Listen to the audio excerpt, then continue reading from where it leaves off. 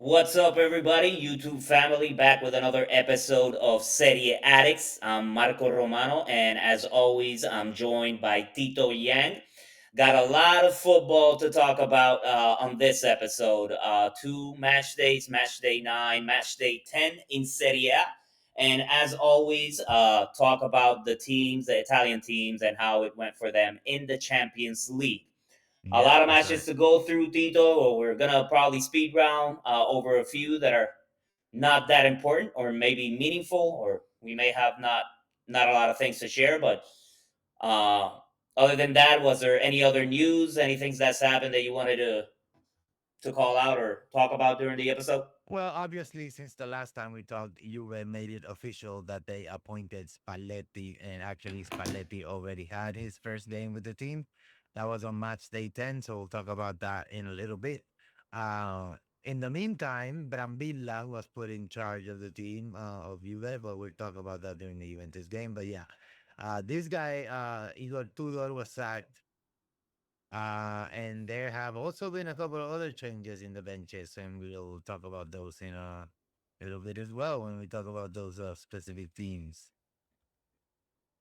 We'll definitely touch about on that, right? How it went for Juve without a manager, No, and the since under 23 Spalletti guy. came on board, right? And to kick things off in match day 9, we started off with Napoli, the Yeah, defending champions, playing against Lecce. Going through a lot of injuries right now in Napoli, yeah, right? Conte trying to figure out how to make it work. They still dominated, 13 shots versus 4 shots by Lecce. yeah, Three on target, not that many on target, but 61% of the possession. So that's domination on Napoli's part. Obviously, with all the injuries that they have, not a surprise that they've struggled to score. But 3 points and a solid victory, not conceding any goals. yeah. And Frank Sambonguisa coming through again. You know, he's on fire. I mean, how Man, how he's clutch. how soon before one of these big teams with a lot of money comes knocking the door for Sambonguisa? I It's was not. surprised that he didn't leave before the start of this season, to be honest, because there was a lot of speculation around him going to the Premiership. But Yeah. it may be in the cards pretty soon for Sambo Anguissa, unless he decides to stick it out and be a long time Napoli player. But I wouldn't be surprised for Napoli to get a bid that they can't refuse, and him joining some team in the Premiership. Yeah, I wish we would go back to those days when Juve had a habit of buying Napoli's best player every year.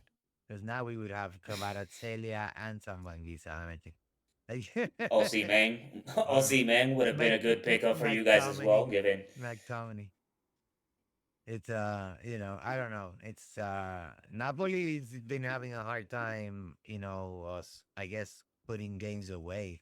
They always seem like they're in control and stuff, but that Lecce game was kind of a rough one to chew on. And then we'll talk about later about the other games that they were involved in that were also a little bit tight. Uh, but speaking of tight games, Atalanta Milan, that was a pretty tight affair. It seemed like it was going to be a lot more open in the beginning, like if you looked at the first half, but then I don't know, a bit more. They closed. I think they closed it down in the second. Atalanta kind of still struggling to find the right formation, in my opinion. Yeah, Milan kind of going through the same thing. I think obviously since Pulisic has been out, there's been a clear difference from an attacking standpoint for sure. yeah, So they're kind of figuring it out as well. Helped us that it ended in a 1-1 draw. Um, Not the best game to watch, but a solid match between two solid teams that are kind of figuring it out. But Milan definitely the superior team right now, based yeah, on the matches that they've played so far. Although if you look at kind of the stat sheet, it tells a completely different story, right? Because 17 shots from Atalanta, 57% possession of the ball. I'm not sure if Rabiot played for Milan in this match, and he didn't, He did not. which is not surprising because I feel he definitely would have made an impact, at least in allowing them to control more of the possession. But good on them holding Atalanta to only one goal. Their defense is being pretty solid. Has been pretty solid this season. So Only I'm 45 not minutes for surprised that it Rafael ended in a draw. Leao in this match. He came out at the half. Not a good game for him after a couple of games where he was being productive. Another terrible match by Jimenez. He doesn't seem to be able to get out of the slump. After the last couple games, he posted on social media that he had been playing a bad ankle for a month, Mm. and that he, due to the lack of strikers on the team, he had been forced to kind of soldier through it. So maybe that has something to do with it, or maybe that's just an excuse so he doesn't lose a lot of value um, before they sell him. Well, at the end of the matter, you're a forward, right? And you're not putting the ball in the net. Um, that's on Right. him. If he's injured, he's got to call that out and not play. I would give him this though. I know Leao hasn't been doing well when he's been playing in the center forward position. When they bring on Jimenez, and he goes and he plays left wing, which is his natural position and his best position, in my opinion. So Jimenez at least creates space for Leao and allows them to create opportunities and to score goals. But you're a striker, you're a number nine, and you're not putting the ball in the net. Let's see how long he lasts. But for me, he never seemed like the ideal number nine for Milan. I feel that even Vlahovic would be a better fit. Dan Jimenez or on Leao? Leao is not a number nine. No, than That's not. Jimenez. Yeah, Leao is just that he's not a center forward. He's exactly. a left winger, He's so got he to be has to able play to in the run wing. at you. He's got to be seeing the goal and running at it. And plays better that And way. then what? You're when Pulisic come back, are you gonna use Pulisic as a center forward? That's really not his position either, right? So they got some stuff to figure out still. Correct. Well, at least nobody won. Nobody was entirely disappointed. At least between us two, because that's teams at the top losing points. So I think fair result, all things considered. Milan stay close to the top of the league. Atalanta, you know, drop a little bit because the teams below them were able to score some wins. So it's gonna be interesting to see how that develops. But moving on to Wednesday. Wednesday had Como against Hellas Verona, and Como were Hell ass. It's a hell of an Hellas, ass. Hellas, the Hell Hellas ass. Verona. Exactly. Hellas Verona. Nobody's more Verona than Hellas Verona. Nobody. Como Kievo who? still performing, man. I told you, Como. So he's it's they're a sleeper, Yeah. They looking and like three goals. Nico Pass surprisingly didn't wasn't on the score sheet for Como. yeah. But still, they get three goals on Verona, which tricky team, right? They played Inter, Hmm. and we'll talk about that game as well. But That for game me, was Verona tight is always a until tricky team. yeah, it was tight until the 92nd, right? Because it was just 2-1. It wasn't like Como was just beating on them the whole game. The score by Voivoda was on the 92nd minute, so it was close to the end of the game. So Verona gave them a nice fight, but just technical superiority by Cuomo, and I think also tactical. You know, Yeah, I think when it comes to Como, a lot of it comes down to the tactics and the strategy with Cesc Fabregas, with the type of players he's bringing in. Right, he's got a good mix of talented young players and veterans, but he's bringing a lot of youth players from Spain, from Italy, and different places, and yeah. I bet it's because it's easier for them to get to buy in to his tactics and his strategy, and it seems to be paying off for Como so far this season. Yeah, I noticed they speak a lot of Spanish in the like when they show in the halftime when they're walking through the tunnel and stuff like that. There's a lot of Spanish being spoken by that Tomo team. So I feel like it's almost a La Liga team playing in Italy. You know, like basically kind of like there's a weird reality where this La Liga team just got transported to Italy and this is how they're gonna play. It's interesting to see. Uh, let's see. After that, we had, Brambilla's debut and only game at the helm of Juventus, which Juventus started firing on all cylinders. They were like, we feel responsible that the coach got fired. We better make up for it. And they came out swinging. Vlahovic scored the penalty, well taken. Um, but there wasn't really a lot of story. They actually controlled Udinese in the midfield, which is something that you don't often see, right? Juventus do. Like we were talking in the last episode about how their midfield needs to be stronger. They came out with Locatelli and McKennie in the midfield. Um, and then, but it was interesting also to see that, and we'll talk about Spalletti later, but they did what we were talking about, just moving Cambiaso to the right side, and starting Kostic. So that's been happening, like in that game, Brambilla did the same thing, moved Kostic to the left side, Cambiaso on the right side, and then he's got these three defenders. The interesting thing Spalletti's been doing that Brambilla didn't do is use coal miners as a center back in the back three, which is that's a new strategy as far as I know, but we'll talk about that later. This game, uh, Juventus dominated. I think like they was pretty much in control the whole game, which is a lot to say. Because Udinese It is was a always lot more free dangerous. flowing. Yeah, That's what I kind of saw from Juventus. yeah, It was free flowing. I don't know if right, if they were pissed off because they felt, right, like you said, that it was their fault that the manager got sacked, that yeah, Tudor got sacked, yeah. but they came out with a fire. They were playing like you would expect It was a team intense. with those types of players to Yeah, play. Clear pen on Blaovic, right? Pretty dumb by the defender pulling him down by the shirt. yeah, completely. Blaovic scoring. Saniolo getting on the score sheet, which is cool. Mr. Glass from Serie A Yeah, exactly. He can breaks a lot. never seem to stay healthy. And dude, I know you don't like it, but the best scorer on your team is Federico Gatti. He's still. I think he's still the top scorer. But that was a good goal off of the cross. I mean, I like the way McKenny's been playing, and I like it because like like a lot of people don't respect him. I probably is prejudiced because he's American, but he's been showing like coach after coach, you still want to play him in the midfield.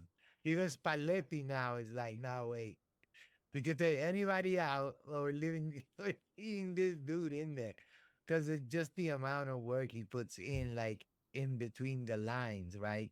And like the way he cuts, like when the team's moving the ball around, McKenny is moving diagonally, trying to find space somewhere, and that's why I see that we have a lack of the majority of the times when we're playing. Like we're passing the ball around, but only the ball is moving. Like nobody's cutting, nobody's creating a different passing lane.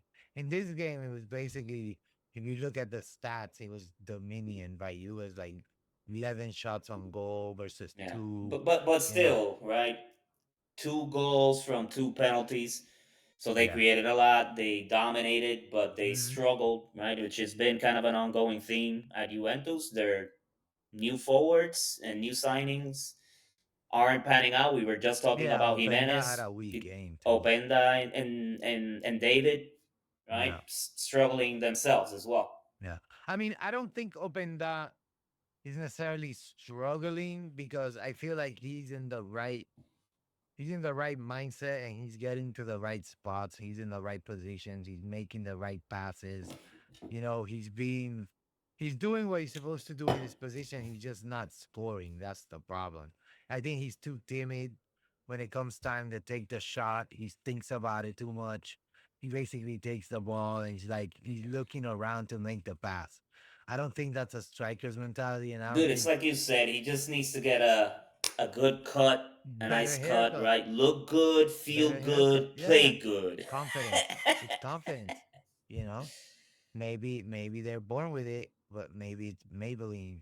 He's gotta get his hair like, Maybelline doesn't sponsor the show, by the way. As you can tell. Listen, what was it? I think it was the first Juve victory in like 40 days Yes, it was. or Yes, something you have to say crazy it like like that. that. You have to say it like that. No, no, Why I'm are you just saying, saying that right? with that tone, bro? But you get rid of Tudor, right? That kind of rhymes with tumor, with a Mm, tumor, yeah, with, bro. right? Mm. With maybe a tumor that was hanging and not Yeah. allowing Juventus to The play problem was not better. that. It's that we needed two more, which we were not having in the Yeah. other games.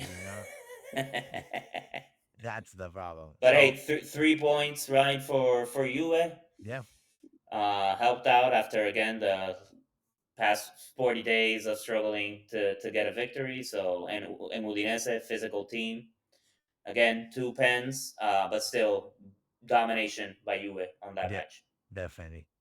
And the next match was Roma Parma, where we expected Roma to win, and that's what happened. I mean, Parma I got mean a the consolation best the goal. best team in Serie A right now. Well, I mean, we could call it the most consistent team in Serie A right now, I True, would I say, would yeah. agree. Not the best team. Right? Yeah, I agree. Best defense, definitely not the best offense. The best offense is Inter Mm. by a mile. Best defense is Roma, but if they're very consistent, like I can tell you, like from the teams I have seen, the one that I feel that is the most stable in terms of the results they get is Roma. No up and down thing, like you know, it's They interesting. got a solid strategy and game plan. It seems. Good goal from Hermoso from a set play, from a corner. Yeah, Great header. Um, Roma's defense have kept it up. Props to Gasperini. Right, definitely not playing a beautiful style of football, but it's effective. It's working. If they figure it out offensively, right, like you said, I think they're gonna be a problem for sure. yeah. And props to Parma because Parma always gives like other teams a difficult time. So every time they show up, it's gonna be a tough game. So props to them too. They're doing a good job. I mean, and they have way fewer resources than most teams do, and they always put up a fight. So it's good to see.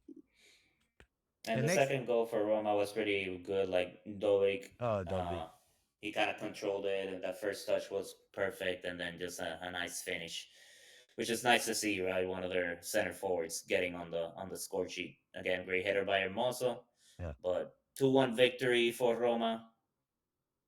Still at the top of the table. Yeah, they need Dobby to really like wake up because that's one of the names that they brought in to kind of reinforce the attack, and he had been a little bit slow starter until now. But Hopefully, this is him breaking the ice, and there's many more goals to come. But the Dybala, if Dybala can stay healthy and Dowie can get his stuff together, uh, they should they should be doing better offensively moving forward. yeah, they're gonna be a tough team to handle as the Mm, season progresses and they keep playing this consistency. yeah. All Then right. Inter Fiorentina. Oh, you're skipping Bologna, Torino, and Genoa Cremonese. I No, mean, I'm Inter not skipping. Fiorentina is I'm way just more excited exciting, and, man. just wanna get I want to to talk about Inter. that one. I mean, Bologna and Torino was donuts. I don't think we need to spend a lot of time talking about it. But again, Baroni not doing himself any favors with another draw, but it was against Bologna to be fair, which was one of the top teams until then. So it's kind of like a good result for Torino, not a great result for Bologna, who expected probably to Yeah, win this match, but no goals, so not a lot to talk about in that one. Uh, Cremonese Genoa Bonazzoli was basically the with a brace, basically put that game to rest. Cremonese has been having a really good run as well. I like as far as results, we weren't expecting them to have these many points as a newly promoted squad, but they've they've exceeded all expectations up until now, and they're able to get a win at Genoa, which isn't easy. So props to Termonese. And I think now we can kind of move on and go talk a little bit about Inter just beating on poor old Fiorentina, who were about to lose their manager. But actually, Yeah, he's actually unfortunately gone for if them. you're depending on when you're watching this. Yeah, I mean, props to Fiorentina for at least holding Inter without scoring any goals for quite a bit of time. But it was sad. It was essentially a very defensive mindset for Fiorentina, and then Kin versus the world up front, That's sad to see. which after Inter's lackluster defensive performance and all the mistakes they made defensively against Napoli, Kibu made the switch. Again, I told you Acerbi was a problem. He's getting all too slow. Puts in Bisek. Bisek actually did a great job defensively against Moise King. But it was very little created by Fiorentina. Just a couple of opportunities by Moise King, kind of trying to take on defenders one on one. The only one that he got off, Sommer made a good save. It was pretty central, pretty weak shot for his quality. Inter didn't really play that well. They've been getting results, but it's been lackluster performances, unfortunately. In this match, I think the main thing that I remember is Suchic's goal, which I don't know if you saw it, but it was an amazing goal. He did a dummy where he did the step over on the defender and then put it past the goalkeeper. That was definitely a great goal, but not the best performance from Inter, even though the score line said 3-0. There Yeah. were some clear penalties that after the fact the refs came out and admitted that Inter should have had two penalties. One that was ridiculous because it was literally a chokehold on Pio Esposito, which I don't know how that wasn't given as a pen. Yeah, it's been Could surprising have been a lately, the lot more refereeing. goals. Could have been a lot more goals if it wasn't for De Gea. But then finally, Chalanoglu uh, put Inter on the score sheet with a just a rocket from outside the box, typical Chalanoglu goal. He's in De nice form Gea too. definitely nowhere near that one. Chalanoglu has been in pretty decent form actually in the past couple of games. Like he's Hey, he's second contributing in the consistently. Capo Cagnoniero race Yeah, being very consistent. because he takes the pens for us as well. But I tell you, for me, that's got to be one of the game plans always with Inter. If Chalanoglu doesn't take 3 to 5 shots on goal, they're doing something wrong. Yeah. He's just way too good with those types of shots. And then we'll talk about another great shot from outside the box that Inter had, but in another match. Hmm. But this one was a great goal from Charanoglu. I thought, okay, this is probably the best goal in the match. And then Suchi said, hold my beer, and had an amazing first goal in Serie A for Inter. Again, great dummy and step over the defender and puts it to the left of De Gea, close to the post. Nothing for De Gea to do there. And then a pen. Defender takes Boni down in the box, gets red carded, which didn't help Fiorentina's cause at that point. You could tell it was disappointing for them because when in this type of situation where you've been playing terrible, you haven't been getting results, your manager's probably going to get sacked if you lose another match or Yeah, the next couple of regardless. matches. Yeah, No fight. They had zero fight in them. It was so weird and disappointing to see because they kind of just gave up. it's Even sad. if you're down 3-0, man, you gotta have some pride. And for Yeah. me, it's sad seeing Moisekin in that type of situation because honestly, it was him against the world up front. I don't know what's gonna happen with them, but something's got to change. Yeah. Well, something already changed because Pioli's been dismissed, and now Vanoli has been put in charge. Has been reportedly signed to take over. Obviously, there was a caretaker manager for one match for the match that we're going to talk about from match day 10. But Fiorentina has already changed their manager. But I don't know. Let's see. Hopefully that helps them out. But for me, I saw the players quit, and Yeah, it's sad to it see. was disappointing. Yeah. All right. So the last two games of that match day were Cagliari Sassuolo, which was a pretty hard fought match, actually. Loriente and Pinamonti scored first in the 54th and 65th minutes. And then Yeah. Esposito, the little brother of the The Inter other player, Esposito. the older brother of the Inter player, I always Yeah, he's get the older brother. he's the older brother. Yeah, Pio So is a younger player, yeah, and there's so another one that's even younger. good job. He's playing well. The older brother. He's a Not good striker. He's one that I don't mind at some point coming back. He actually played well, even in one match where he played up front with his brother, which is nice to see them play up front together for yeah. Inter. Shows But up in the score Sassuolo have been sheets. doing great. They kind of turned the page. They've been getting some results. They've been climbing up the table. So props to Sassuolo. Really didn't see the match, but Sassuolo have been playing great lately. They've gotten results in the past couple of matches, and they've been climbing up the ranks. Yeah. Pisa Lazio was donuts. Pisa seems Donuts, to yeah. be pretty solid defensively, right? Because they were also able to hold Milan. Uh, That with the combination of how freaking inconsistent Lazio have Lazio, been. yeah, they're crazy inconsistent.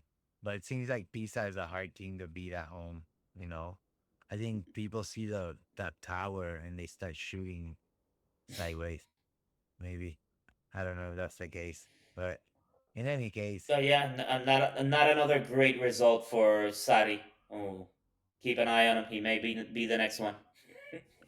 yeah, I mean, I he mean, Vieira with Genoa. There are a few that are kind of on the list, Vieira's but already gone. So Vieira's already Vieira's already gone. gone. So there Vieira's you go. already gone. So yeah, so Pio Sari may be the next Pioli's one on the other side. gone. Didn't even I wasn't even aware that Vieira was gone. So No, Sari but may be the next one. Sadly's okay. He's got 15 points. He's like in eighth place. I don't think he's going anywhere. Mm, Not yet. let's see. I mean, he can still recover. Okay, so that was basically match day 9. Moving No, to match day 10. not really any big surprises on match day 9, right? Like it was pretty much everything that we expected would happen except Yeah, Bologna Torino pretty probably. straightforward. Yeah. Honest, pretty straightforward. Obviously, expected more goals in the Atalanta Milan match, but other than that, no major surprises as far as the results. Damn Skibby. Okay, so match day 10 started with Udinese Atalanta, where Udinese actually rebounded from that loss against Juve with another Saniolo goal in the 40th minute. Mm. And they Mr. defeated Glass Atalanta. coming through. That's crazy. They defeated Atalanta. Atalanta, who have been like one of the better teams, right? More consistent teams, hadn't lost until a couple of match days ago. And then all of a sudden they get stopped and then they get beaten uh, by Udinese. That maybe speaks to their depth, as far as the roster, because they had to play a lot of games in a row. And I don't know, but Udinese played 2 games Maybe in a right row. because there was some rotation, right? Scamacca started in this one, but I don't know. It seems like they're still trying to figure out. I think if they can figure out how to kind of have Sulemana and Lukman complement each other, It's kind of hard because I it think they'll seems start like they getting better play. results. Seems like they play kind of the same type of role or in a similar area of the field. I think that's why it's a challenge. Zaliuski is back, who got injured. Right, he started really good, then got injured. They got some players. They got talent. I think they got to figure it out. Samarsic is also amazing. Right, Yeah, it's really good Pasalic. shot. They got talent. They just got to figure it out. But good result for Udinese. Right, bounced back from their previous match on match day 9 No. to get 3 points against a difficult team. So props to Udinese. Yeah, and Then we have Udinese, like the donuts with Napoli and yeah, Como. yeah. But the crazy thing, Udinese is higher in the standings than Atalanta right now. That's crazy because we at the beginning of the league we were like, oh, how inconsistent Udinese now just climbed over Atalanta. Surprising. Um, Yeah, I want them to continue to drop some points so we can get yeah, Sole. yeah. So again, Napoli Como, you were saying donuts. Yeah, no goals. Donuts, another donut fest. Napoli That's again weird. I was not expecting that. missing a lot of their key players. Another match that at least I expected for at least one of the teams to score a couple of goals. Yeah, But donut between Como and Napoli, very strategic mashup. And they're surprised, right? We were talking about how Como is kind of a Spanish team playing in the Serie A. We're seeing Napoli and Conte how they're doing in the Champions League being against some of the teams from other terrible. leagues. So Yeah. there might be something in there that it's just that style of play is not the best for the style that Conte likes to put on the pitch, at least as an Napoli manager. Yeah, well, Conte's been experimenting. In this game, both teams were playing four man backlines. Como had more people in the midfield though, so I think they were playing more kind of like a holding the ball type of game, and it was interesting because possession was actually in favor of Como. So Como had the ball way more, but Napoli had way more shots. So it, it was a like an interesting clash of styles, like you were saying. But boring in terms of obviously the scoring, which is what we come to see. Yeah. Yeah. Cremonese Juve, well, we were talking about how Cremonese had been fighting really hard and being a difficult team. They were a difficult team again against Juve in Spalletti's first match. It didn't seem that way, like it was gonna be like that at the beginning because Kostic scored very early. Yeah, But from that defensive mistake at the beginning, I thought that it was a good back heel from Openda and good assist by Openda, but then you could see in the replay that it was the defender who, yeah, the defender for some kicked it. reason, just decided to kick it towards the second post and Costa just put it on a silver platter for Kostic Yeah, to start to score that early goal. yeah, exactly. The defender was just trying to intercept the pass, but he just kicked it to the worst possible place. It's like kind of like when you're playing FC and your rival gets all the bounces. Like you're trying to cut the pass, Nah, but then that never happens. that I lands fucking hate into. that. But yeah, I mean, and then Cambiaso's goal to kind of seal the victory was pretty good team play. A couple of passes in a row, and nice opening on the right side, and Cambiaso came in and was Yeah, able to get a hold of that back pass. good play, good cross by Conceição, right? It kind of Yeah, breaks up in the middle of the box. It falls to Cambiaso, yeah, who puts it in. Not the best of goals, but definitely a good play leading up to the yeah. goal. And then here's where the tactical, you know, prowess of Spalletti was seen, where he basically decided that Coke Miners is not good enough to play in the midfield, and let's just put him with the defenders in the back so that we can at least have somebody who knows how to pass the ball when we're trying to start our offense. And it worked out pretty well, actually. He had a decent game, didn't make any real mistakes. No responsibility on that goal that Cremonese scored. That goal was entirely Gatti. You were saying earlier how he's our best attacker. Well, he's our worst defender because on that play, Jamie Vardy, who's like 47 years old, basically smoked him on a long ball. That Not only that, he physically dominated him and literally exactly, sat him and on the he's ground like a little smaller. kid. Told him like sit down while I He go got score this goal. smoked. Yeah, And then just a classic center forward goal, right? Crosses the keeper, puts it in the second post. I mean, we got to So do at least better than that, they though. get the consolation goal. Good to see Vardy as well. That and Cremonese having that option. Yeah, Definitely way past his peak, but he's gonna give him some productivity and some score yeah. some goals for them for Oh, sure. I mean, Openda was terrible in that game. Kostic had a really good game. McKennie was excellent, and Cambiaso was really good. Kostic's Everybody playing else, good, man. I want to see more Kostic. I want to see more yeah, Zegrova. A Zagreba couple of players actually that I would came like to see in, more. and you see how scary that dude is. Zagreba came in for a couple minutes in the last game in the Champions League, and he's a scary guy. He can really ball. I can't wait till we get him like full, like just back healthy, where he can play 70 minutes or 80 minutes. Yeah, he's gonna be very fun to watch for sure. Yeah, definitely very entertaining the way he takes on defenders. He's kind of this one-on-one player. Yeah, he wears He the just Allen needs to. Iverson shorts, and he wears Yeah, the Allen I was Iverson about to say shorts. he just needs to pull his shorts up. Come Yeah, on, he bro. We're does the not in the killer 19, not the crossover. 1990s Bro, anymore. he's the killer crossover. He's doing the AI. He's doing like the crossover, taking it to the rack. That's like, Groa. That's what he's doing. You let him cook. Okay. So next match, Hell ass Verona. Nobody's more Verona than Hell Hell ass ass, Verona. hell Nobody's more. ass Verona. Nobody's more Verona than Hell ass Verona. Inter. Tricky. Anytime I see that Inter's playing Verona, they're always kind of a tricky team. Yeah. Uh, they're solid. Gotta say probably the best goal this season in Serie A. Not sure if you saw Zielinski's goal, Oh yeah, it's but for pretty. me, not only the goal, but Chalanoglu's pass. When I saw it live, I was extremely confused because that ball felt like it was just floating through the air. And it was just a perfect line drive, but the ball was moving so slow that it was weird as hell.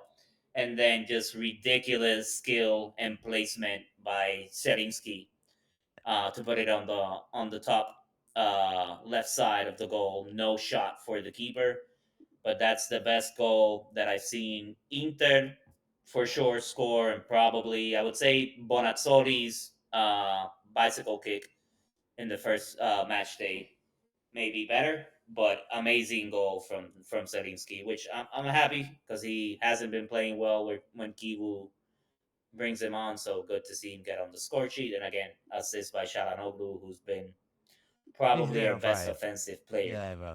So he's a solid contributor. Like I would love to have a player like that in our team instead of Locatelli. But we got what we got. What can I say? And then And Bisek starting again, right? yeah. So he's kind of, at the very least, it seems in these past couple of games that he's moved Bisek to replace Acerbi in that back three with Akanji and Bastoni, which is great to see because I think Bisek, not only is he big, strong, he's fast, he's good when he goes forward. He's young as hell, so I'm glad to see that they're giving him more time. Maybe Asherby needs to get into better shape. Maybe he just needs to get a new contract with Inter Miami. But I feel Bisek Yeah, should bro. be starting, so I'm glad Kibu made that decision. There's definitely been an improvement defensively since going with Bisek. Kind of a tricky foul where a lot of people were saying that Bisek deserved a red card, but when you look at the replay, you could clearly see that the ball was not heading towards the direction of the goal. That's why the yellow card was given and not a red card. But Verona, Hellas Verona, didn't make it easy for Inter. Right, it came down to the 93rd minute, and it was actually an own goal, heartbreaking for Hellas Verona. Uh, because they fought until literally the last minute, and it was a fluke. Right, it was rainy, terrible weather during that match, and they end up getting an unfortunate own goal to give Inter the win of the 3 points, which I'm not going to complain about. But again, Inter have been getting results, but their play has been pretty bad. And Kibu actually just called them out on it, which I'm happy about because he's just been covering and taking blame for everything No, and he's the putting everything manager. on He's himself. supposed to get him to play better. And they are. You've seen a lot of players playing well. Other for me, other than Luis Enrique and Diouf, which I don't know why they even brought him to Inter, to be Yeah, honest. yeah, I want to see a lot Um, of him. and you won't. I would be extremely surprised if he doesn't go on loan in during the next market. I would be extremely surprised. I think Luis Enrique is a good backup for Denzel Dumfries. He's fast, he's creative, he's got that kind of that Brazilian flair. And he was pretty good in the French league, so I would keep him, but I wouldn't mind like Diouf going out on loan. He's not there. He's like a Palacios that came in from Argentina, and listen, you can clearly tell that there's levels, and you're kind of a couple of levels below everybody else at Inter right now. It But is what three it is. points, It's a we'll tough take league. it. Yep. Terrible match for Inter, but 3 points. Good match for Hellas Verona, but we appreciate the 3 points, and we can carry on. Well, we can carry on, but Stefano Pioli cannot because he lost against Lecce with Oof. a Berisha goal, and that was his last match as Fiorentina manager. Yeah, brother. Listen, to like you said, like losing against Inter, that was expected, right? Inter definitely the favorites on that matchup, but after that and all the results Well, you Lecce. failed to get previously, Lecce. you lose against Lecce and fail to even get on the score sheet. It was like it was written on the wall. Well, Fiorentina's in the relegation zone. Like how like that was not I was not expecting that at all at the start of Crazy. the season. It's crazy. It's really sad to see and I hope they recover from this. Good luck to Vanoli, who's supposed to gonna take over, is what I heard. So hopefully he can turn the ship around because it's a very, very bad result. Um, Next matchup we had was a draw between Torino and Pisa. Pisa gets another draw. So Pisa is a really hard team to get all 3 points against, apparently. They've been tough. Catenaccio, right? They just have defensive kind of style. Or it's like, listen, we're just gonna try to hold you to not scoring that many goals on us, and if we get a break and can score a goal on you, good. Uh, Torino which had to they'll get come some back from a results. two-goal deficit, though. So Pisa scored two first, and somehow Torino managed to get them back. But it was all in the first half, so it was a very exciting first half if you only watched those 45 minutes. Like you said, the second half was both basically locking it down because they're scared to lose. I mean, contested match, doing better than Fiorentina right now. Yeah, they both teams are right. Like because Fiorentina is just bottom of the barrel right now. It's just bad.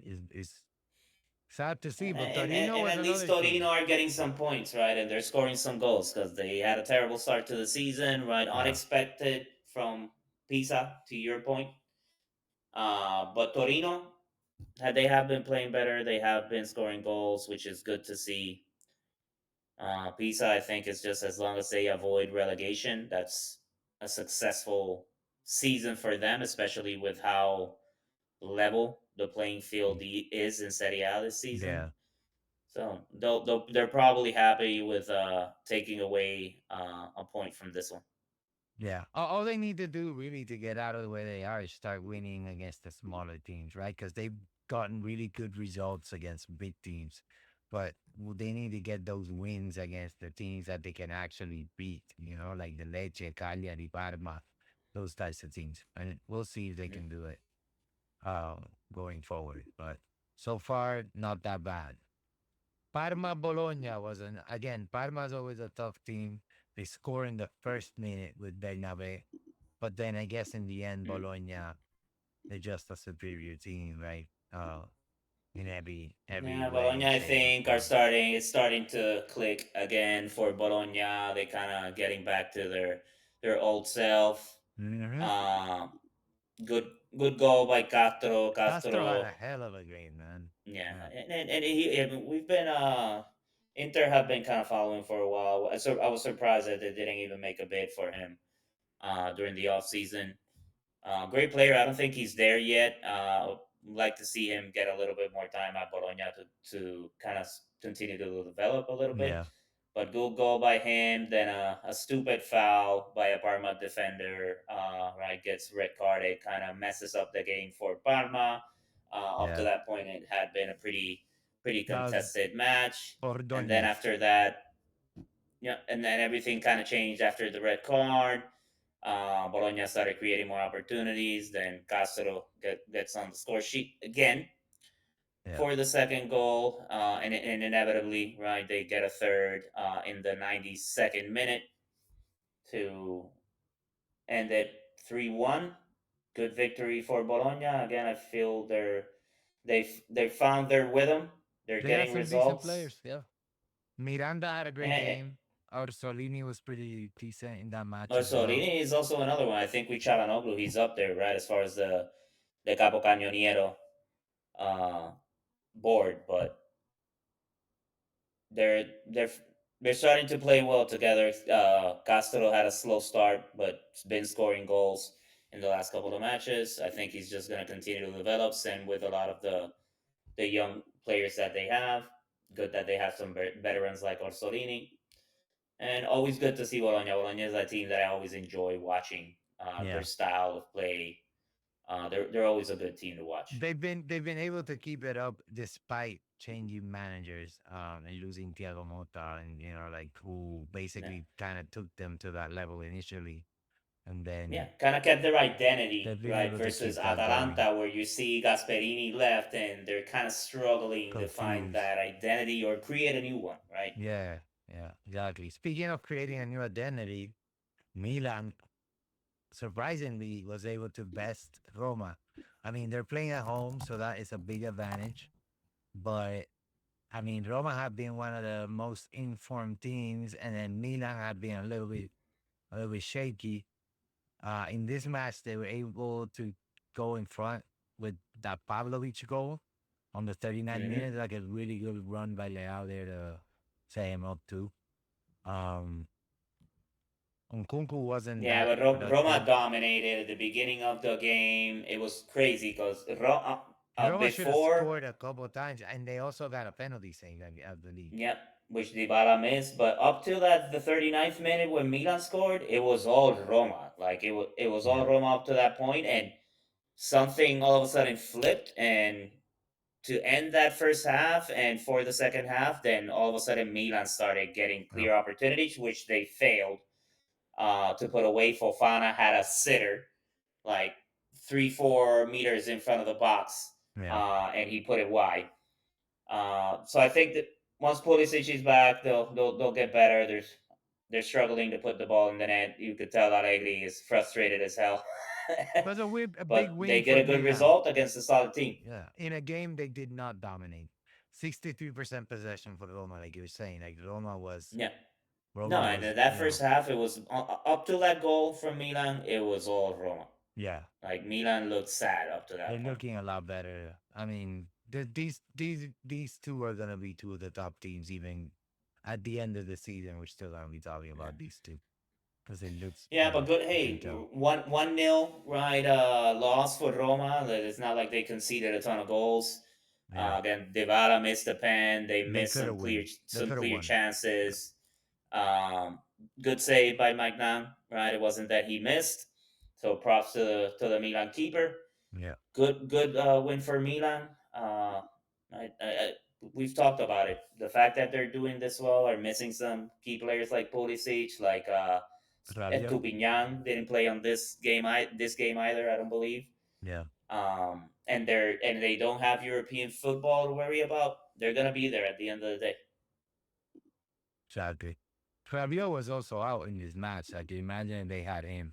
So I think that's gonna be a tough team to deal with if they're healthy. Yeah. Now they gotta hope that they are be mindful of giving Modric some rest because the dude's 40 years old, and you lose Luka Modric.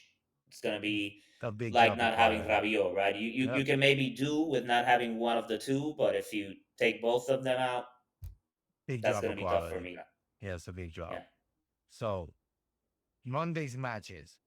Sassuolo Genoa. Sassuolo was finally stopped by somebody, and Genoa finally got a win after Vieira was, yeah, uh, uh, fired and or let go. They were able to finally turn their bad streak around. Malinovsky, who I'm a big fan of, like great shot, great outside shot. Ruslan Malinovsky scored first for Genoa in the 18th minute. And then the good old faithful Domenico Berardi came back to bring Sassuolo back in the match. And then it was a 93rd minute goal by Oscar to finally put them away and give the 3 points to Genoa. Yeah, Berardi in the perfect position, right at the perfect time for his goal. He was like wide open on the second post. Bad header from the Milan defender. I don't know what he was thinking with that header from the corner. Just he was in front of the first post and just heads it to the second post without knowing what the hell was back there. Good goal by Berardi. Sassuolo, right? Finally held back. Good to see Genoa get on the board after terrible start. Again, a late freaking goal, right? So it came down to the wire. But they get the win. They get much needed 3 points. So But bad for Sassuolo, but still they've been playing well and good for Genoa. At least they got over the hump. It seems. yeah. We're still waiting on Fiorentina. Yeah.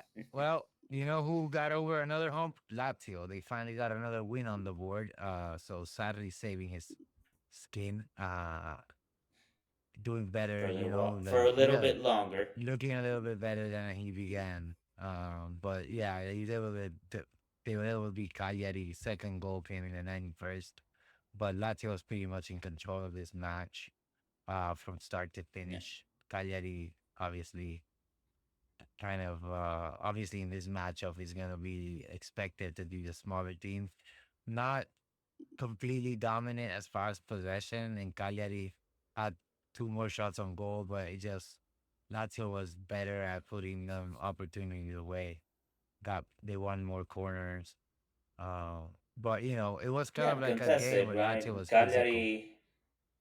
Cagliari created more opportunities. The possession was more or less the same. Yeah. All right, so at least on the score sheet, looks like a pretty even matchup, even though the score line reflects something different. Hmm. Um, Late goal by Sakani, right? So it doesn't seem it wasn't like complete domination on Lazio's part either. Good that they got the 3 points, especially good for Sarri. Yeah. But I would like to see at least a little bit of a winning streak, right? Against Cagliari, I would expect you to win. Like surprise me and get 3 points against a team that's doing well, and then I'll be a believer. Yeah. 100%. So, do we want to go over briefly the matchups that we saw in the Champions League since that was the last game of the match day?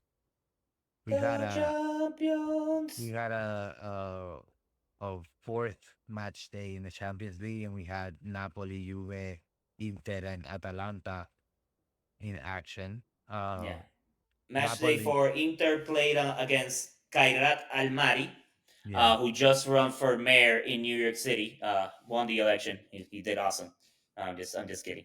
Uh, Contested match, right? I think Inter felt like this was going to be a cakewalk, which it should have been, yeah, if I'm being completely honest. But they've been struggling to score, especially Lautaro Martinez. I think the goal he scored was very fitting because he shot it on goal. There was a deflection. He shot it again. The keeper stopped it, and then he shot it for the third time and finally scored. So he's like, yeah, dude, like hopefully that's like opening the seal up, and now he'll get back to his scoring ways. But he has been struggling to score goals, and it wasn't until later in the match, right, that Carlos Augusto had a great strike from outside of the box and scored the second goal for Inter. Kind of the goal that they conceded was kind of a mix-up, uh, just a loose ball in the area, miscommunication between the defender and Sommer. And the opposing player just headed it in, like not even like hard or anything. It was just a miscommunication. They Summer was doing the Spider-Man meme with Bisek, and the defender headed it in. But again, like I've been saying, Inter getting results, but not looking convincing at all. Not playing at their at their top level. We need to get better. We need to do better, especially against better teams. Now we take that turn in the Champions League, that were the matches that we have left. are against Arsenal, against Liverpool, against Dortmund, against Atletico Madrid. Right, we've had a pretty easy route thus far in the Champions League this season. Now it's where we find out what Inter's made of in these next couple of matches. Yeah, but you guys are in really because you got 12 Not points. yet. I think we're in the playoffs for sure. Yeah, you're in the I playoffs. think it's 12 the points. cutoff. You're At in. least last season, the cutoff for the first eight was around 16 point plus. So I think Inter are at Yeah, no, 12 right they're now. I not. think if we get one win and a draw. I think one win and a Yeah, draw. you can get first eight, but you're already in with the 12 points for the playoffs. Like Yeah, you're I already think in. I think I think we'll make it, and honestly, I think you will make it. I think Napoli will I probably I won't make it. I don't think you will make. I don't know if you will make it. I don't think they will. But we'll talk about that.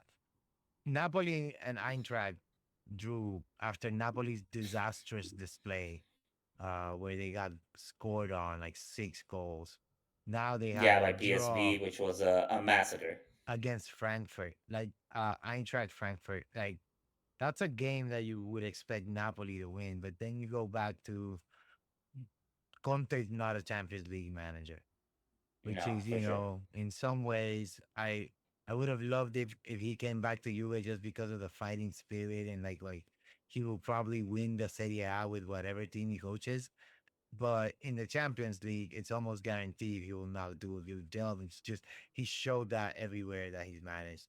So this is just to me a continuation of things that we've already seen before. So you Where gotta say it. Conte is the Zlatan Ibrahimovic of managers.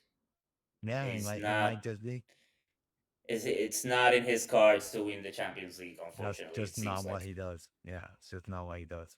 No. Uh, Speaking of not winning the Champions League, Juve was in action against Sporting Lisbona, and it looked like a great start, and then all of a sudden, in the 12th minute, Araujo, Araujo, scored a pretty nice shot from the edge of the box after Juve let Sporting make like 4 passes, and people just ball watching. It was terrible defending. Um, Surprisingly, Coke Miners, who was playing at left center back, was not responsible for any of that.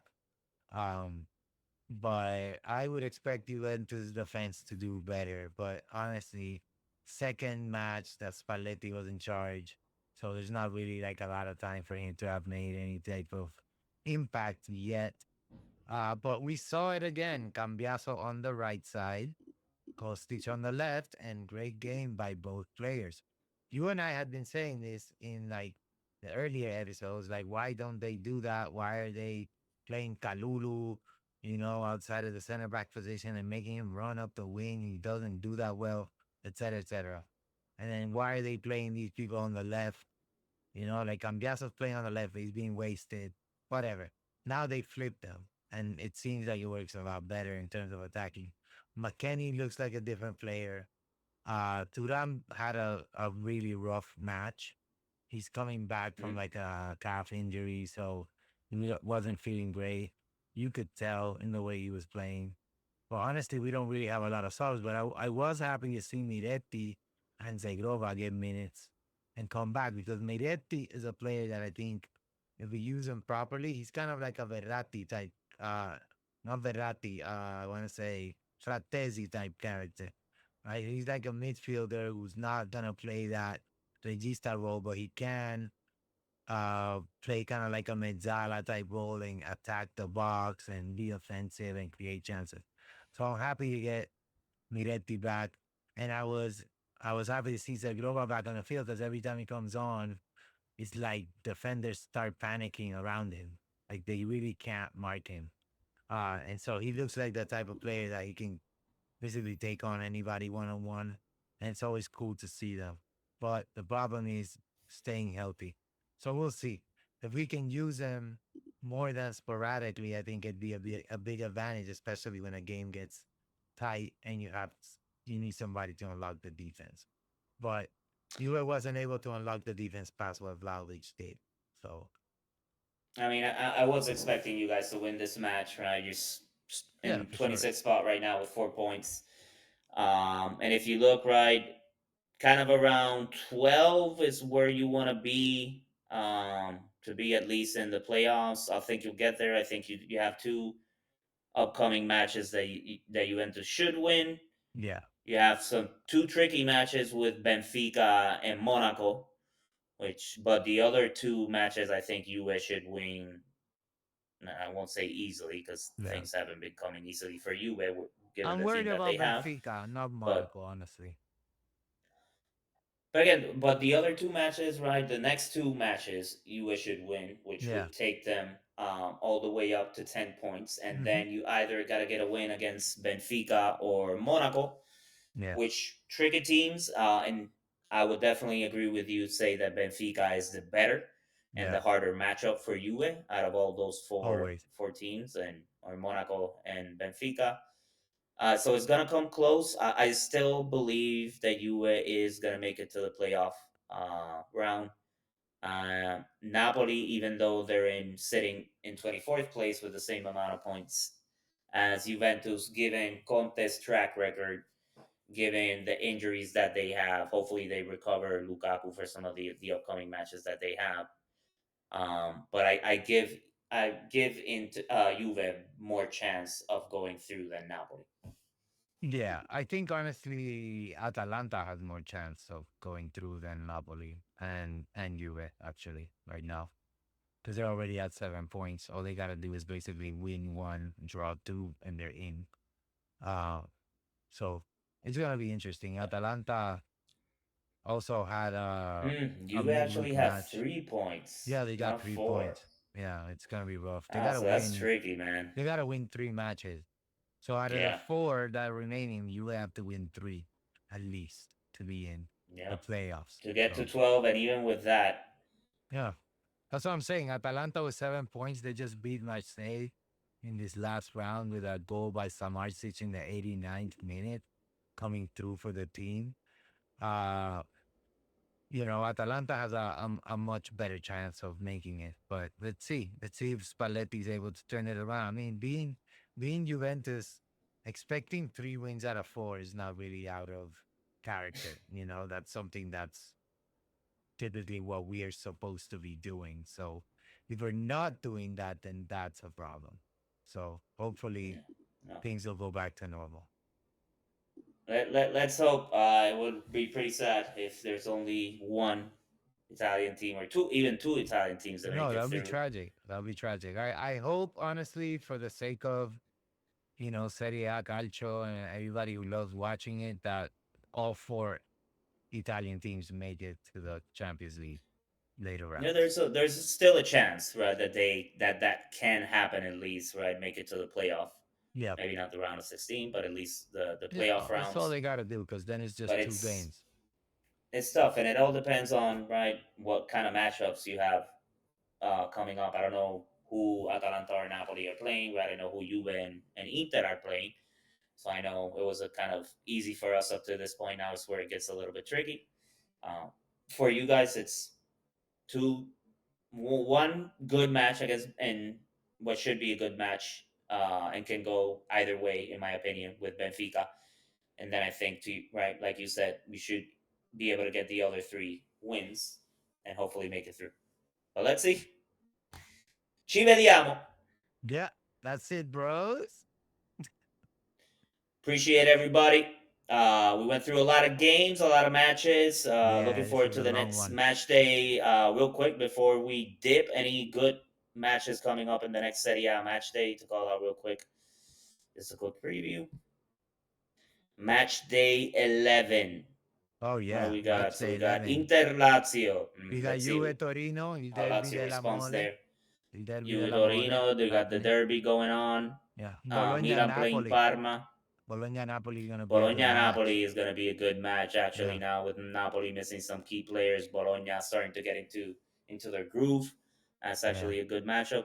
It's going to be interesting, right? Not two teams that I'm definitely going to see this match live, but I'm going to keep an eye out to see what happens with Pisa and Cremonese yeah, because they've been surprising up to this point. yeah. If I Um, had to so it's bet, going I to would be say that's interesting. going to be a draw. Let's see. Atalanta Lazio Sorry, Atalanta Sassuolo. Sassuolo have been playing well. Atalanta haven't. So tricky match tricky right match. there for Yeah. Atalanta. Bologna, Napoli. Napoli's away, so at Bologna, so it's gonna be also a tough one. And then Inter play at home against Lazio, so they should win that.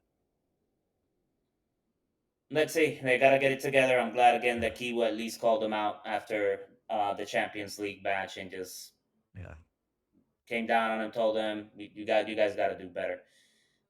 Same with you. There's too much talent on these squads Yeah. to them for them not to be getting the results that we're all expecting them to And get. yeah, and now they brought in an experienced manager, so there's no excuses. But we'll see how that goes.